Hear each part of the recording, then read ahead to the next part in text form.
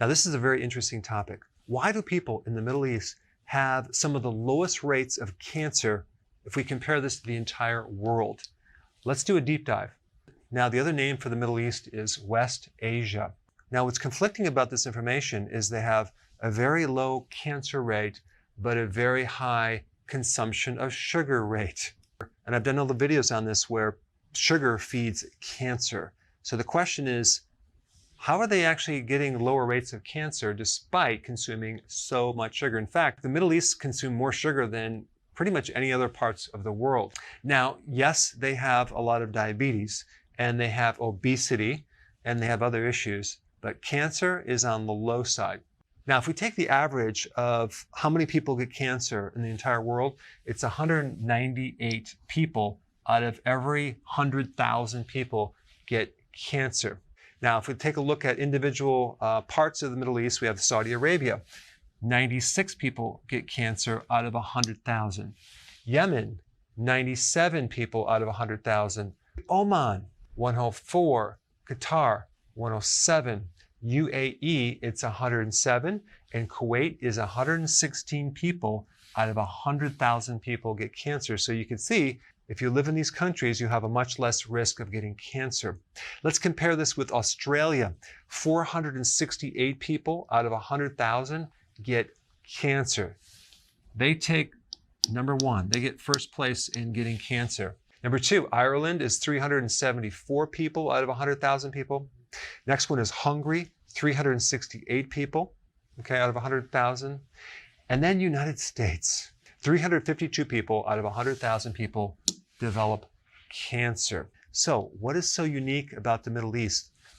Well, number one, fasting, Ramadan. Now, Ramadan is a religious fast that extends over the course of 1 month. Now, that 1 month is just 1 month out of the entire year.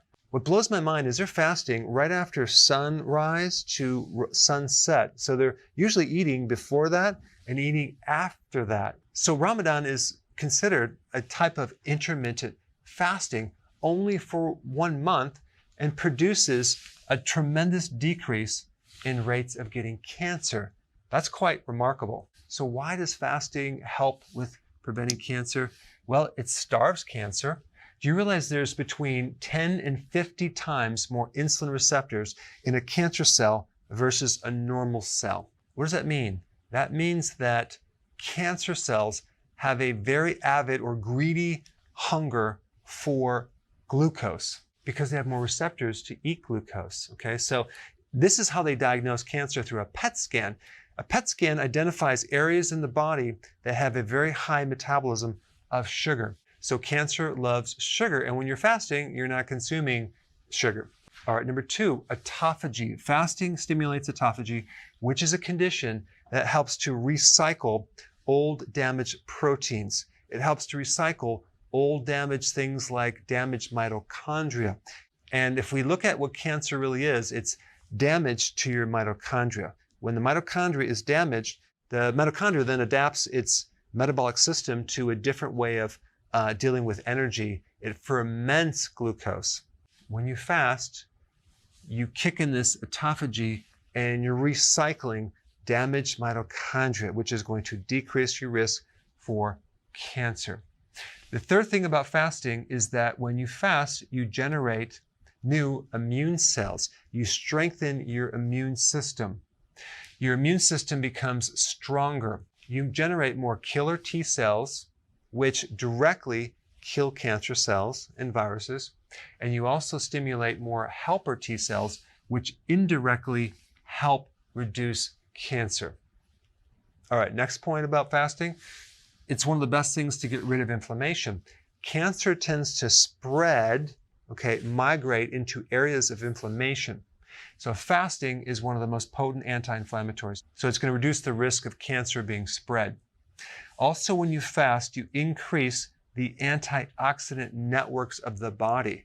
So these things that actually protect you against free radical damage, like in the mitochondria, are improved or enhanced when you fast. So that's going to decrease the risk of getting cancer right off the bat.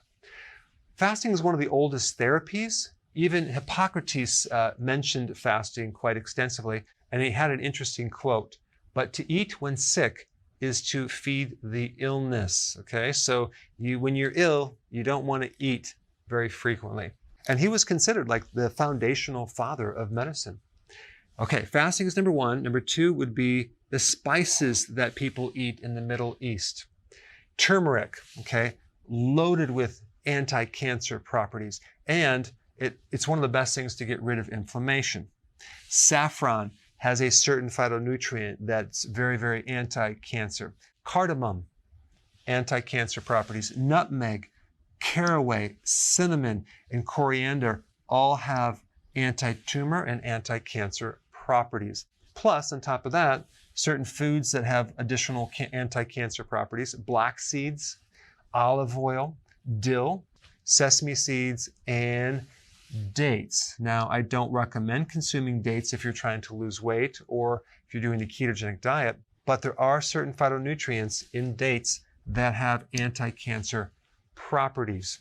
All right, number three, low tobacco usage for women in the Middle East, okay? Not men, okay, that's probably increased, but women. And if you actually add up the women and the men, the reduced weight of women using tobacco is so low, it makes the whole average come way down. I mean, take a look at this. 20% of the population smokes, okay? That's 1 out of every 5 people. Yet, if we look at women in the Middle East, in Iraq, it's 3%, okay? Not 20%. Yemen, it's 9%, okay, compared to 20% worldwide. And then we have Kuwait, which is only 3%. Saudi Arabia, 2%. The UAE, 0.8% of the entire female population in the UAE smokes. That's a very, very insignificant compared to the worldwide average. And then we get Oman, 0.7%, okay, compared to 20%. Insignificant amount of women in that area of the world. Now, if we compare that to women in Chile, it's 40%. That's more than 2 times the world average. And then Serbia is 41%. So smoking is definitely linked to cancer. You already know that. In fact, the risk of getting cancer if you smoke or chew tobacco is 22 times the risk compared to people that do not smoke or chew tobacco. 25% of all cancers out there are caused by either smoking or chewing tobacco.